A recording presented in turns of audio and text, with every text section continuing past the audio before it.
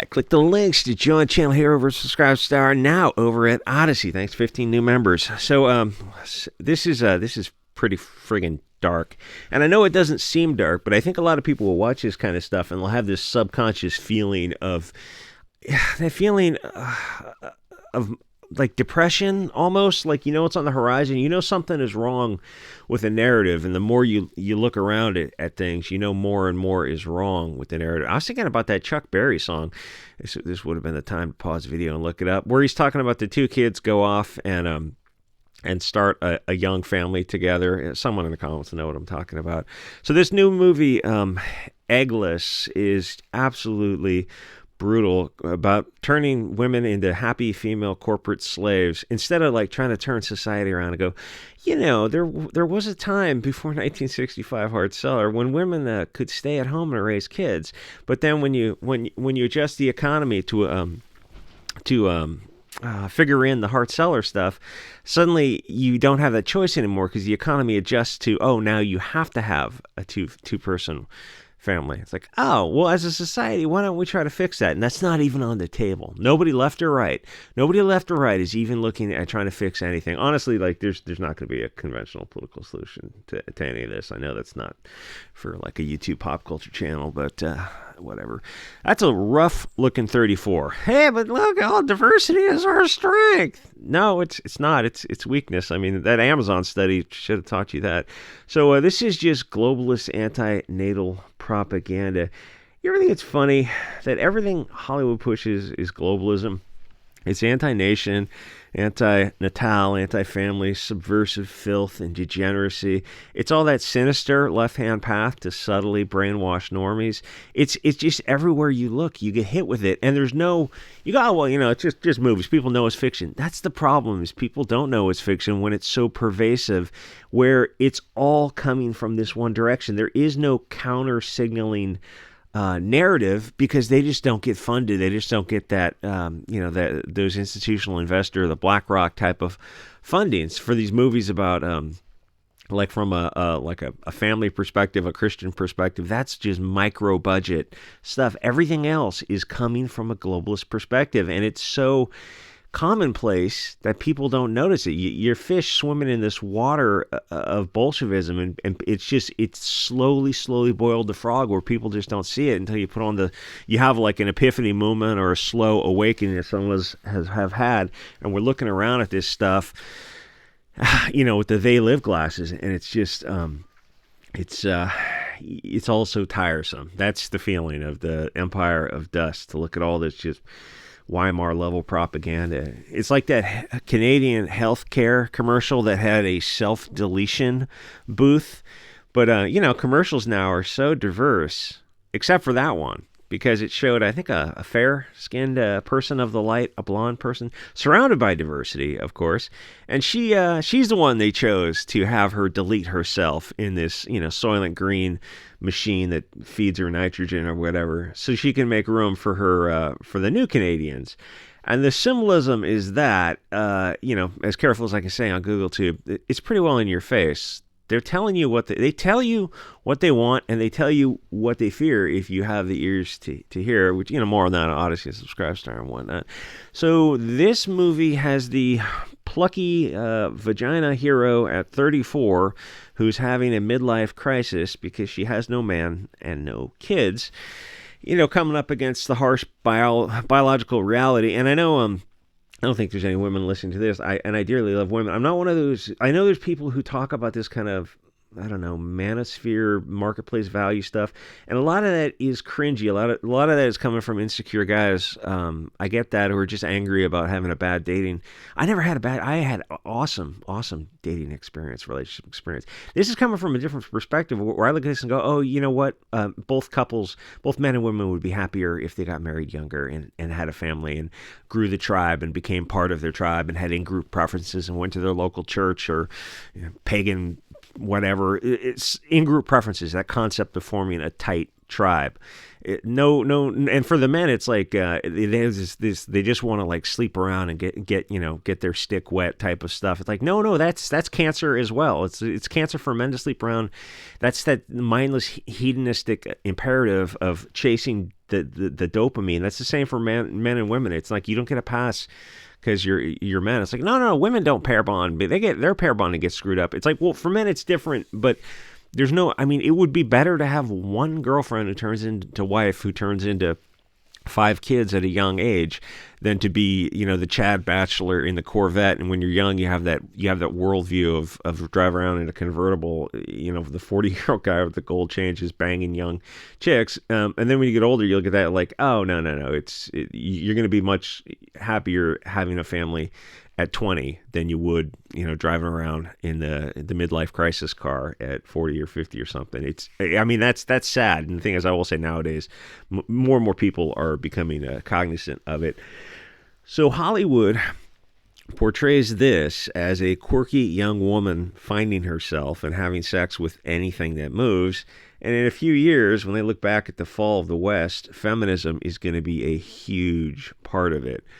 34 is old, and I know women get triggered when I say that. Again, there's only like 2 women hearing this, but it's old for both men and women. There are biological windows, but there's also sociological windows, and that marketplace value concept is accurate mostly because there's biological windows and there's attractiveness and desirability windows, and there's a lot of different factors, but if you don't want to calculate that matrix, the come away conclusion from it is, oh yeah, get married young, have kids young, start a family young. That's the easiest thing than trying to worry about doing this stuff. Your youth is a limited window, and the energy to change diapers and chase after kids and raise 2, 3, 4, 5 kids, whatever, is so much easier in your 20s. Honestly, there's a whole, I'm going to do a video on Odyssey and Subscribestar about this, where there should be a whole reevaluation of society. And it's like,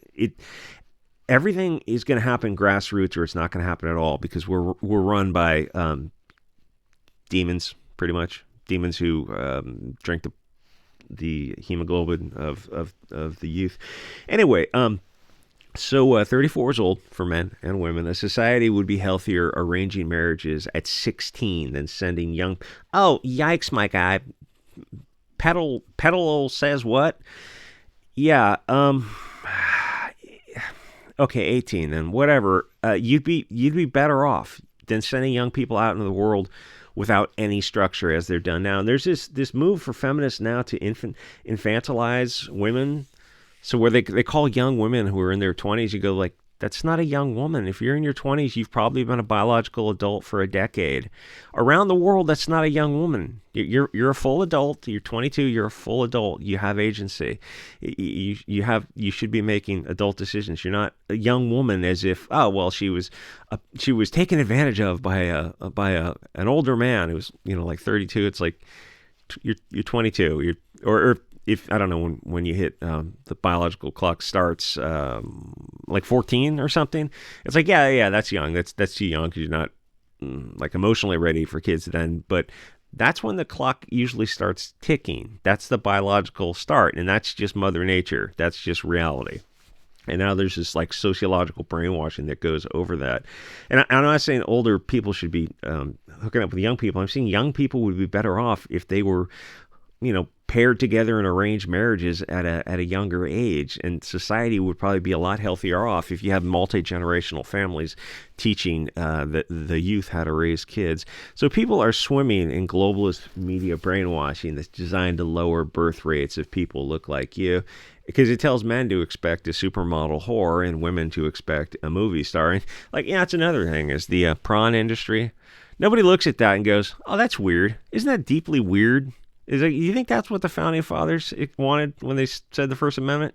I don't like. It's weird that there's not more of a push to get rid of it, and we just kind of, oh yeah, kids are exposed to this just most vile stuff at a young age. That's what kids see on the internet. You ever think maybe we should stop that? I mean, we could if we wanted to. Like, we could do most things if we really wanted to, and it's weird how just people kind of accept this decay into Weimar. So Feminism has brainwashed women to do the exact opposite of what they need to do to get a man and have kids. It's toxic on a level that destroys nations, as it was designed to do. Pop culture is a cancer that is pushed by parasitical demons and should have been lampooned as the globalist propaganda it is. It's funny that the left used to laugh at normie pop culture, but now they're more brainwashed by it than the right wing. Most of America is stuck in front of a pop culture Kardashian or whatever the modern equivalent is, or sports ball computer screen, where every single commercial and streaming show or TV show is actually satanic, made by demons. Nobody wonders where the diversity of thought is. Where is the movie about the young, fair couple who have kids young and have some challenges or go on an adventure fighting dragons or whatever? You don't get that kind of stuff. Set it in a kingdom far, far away where the young prince and princess, you get the idea. Instead, you get movies like Cuties by Amazon about kids who are stripping for degenerates. I guess they're empowering themselves. Like, no, you're being lied to. You're being manipulated if you have kids dancing up on. No, we're shining a light on the industry. No, you're a bunch of parasites. That's what you are, and you're making movies for parasites, or movies about girls who are crossing state lines to go on an abortion adventure so they can go back to getting cream pied by random guys. The only birth movies promoted are about tribe mixing, so the kids grow up with no tribe, and that's a little iffy to say on YouTube, connected to nothing. That's the Bolshevik dream of a rootless people who essentially find their family in the state programs funded by the taxpayers because they don't have a connection to a blood family, or to create single moms who end up voting for the left wing because they don't have the balanced stability of a man and a family. And yes, women need men and men need women. That we're designed to balance each other out. This is all globalist propaganda. Around the world, you probably find more people starting families at 14 than 34. And in Hollywood, you have a 34-year-old who's still looking for a man. And I remember in She-Hulk, they did, like, the actor in She-Hulk she's old. She's in her late 30s or 40 or something. She's old. She's definitely, she's grandma age. And she's like meeting the Daredevil, and they're going to get married and have kids for the first time. And they're both like 40. And you look at this like, this is, this is grandma and granddad age. You should be talking about your grandkids. But that's what Hollywood is promoting. It's like, oh yeah, wait till you're 40 and you'll find a desirable guy. It's like, it's gonna be difficult. That's not gonna be as easy as when you're 20 to find a guy. In many parts of the world, 34 is grandma age. It's old, but feminism sells women on this illusion that they should sleep around until they're old enough and then maybe think about getting married and adopting some cats or something. A middle-aged woman looking to get married at 34 is going to have her work cut out for her. That might not be politically correct, but it's true. And I love women. I'm not coming from that place of these angry incel type of guys. I'm kind of like, you'd just be happier if you got married at 16 rather than 36. So you're gonna be, it's easier to get married at 18 than at 28 because biology is a harsh mistress. The parasites who control Hollywood, women's magazines, and websites are flat out pushing a narrative designed to destroy nations by causing the women of the light not to have kids. And it's a little tricky to say that, but the message I'm trying to say goes out to everyone globally, but the frequency is attuned to different local antennas for different groups hear messages in different ways. This message is so ubiquitous and the brainwashing is so deep that when we say how evil it is, they're brainwashed to think that we're anti-woman or whatever. The media is anti-woman. But people have been swimming in this propaganda for 50 years that when someone points out the matrix, they attack the person who's trying to awaken them. What do you think is more stable? This current media psyop telling women to whore around until 35 and then realize that they can't find a man because she's too old, or the last few thousand years of just arranging marriages and having people get married probably when they're teenagers. My grandparents were married and having kids at 19. And so I knew my great grandparents because they were, people were having kids younger, which Which seems more reasonable? The past 50 years of this globalist psyop that switched from Leave It to Beaver to Bewitched, I Dream of Jeannie, when they switched from the patriarchy, and they didn't switch to a matriarchy, they switched to anti-natalist. They switched to just destroying families. So, like the past 50 years or the past 10,000 years, what do you think is more reasonable? This image on screen, like, this is not organic. This is not natural. And to say that triggers so many people because they have this stimulus response to globalist propaganda to say, to just, that rote, parrot, repeat, diversity is our strength. And when you raise your hand and go, where's that been, historically, where's that been proven to be true? And they're like, oh, nowhere. So why is it in the media or things like this? Any kind of globalist theme. You go, why is it, it's in the media. There must be some core of truth to it. It's like, no, that's what gaslighting is. The media is very, very bad people. Anyway, suddenly we're the Hugo Boss because we mentioned that conservatism means you have to actually conserve traditions.